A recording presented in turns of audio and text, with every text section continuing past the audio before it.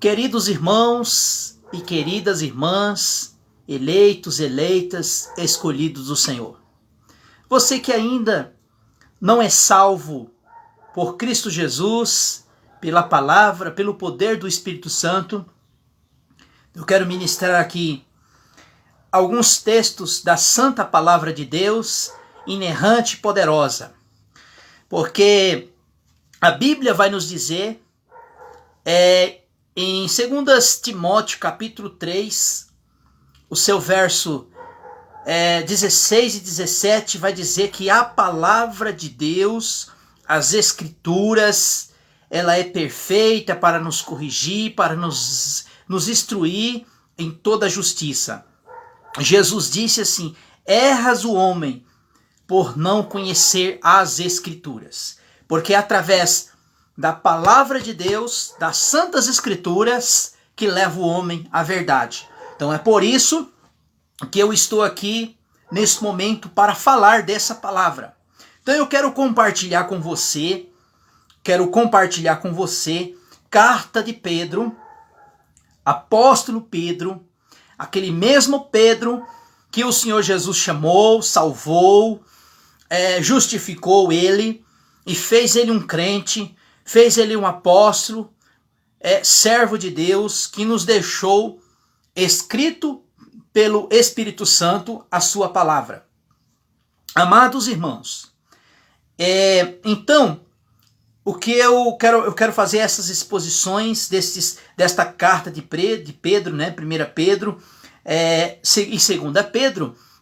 Nós sabemos que essas epístolas, principalmente as cartas paulinas, Pedro, Tiago, apóstolo João, são cartas doutrinárias, são cartas especificamente para a igreja.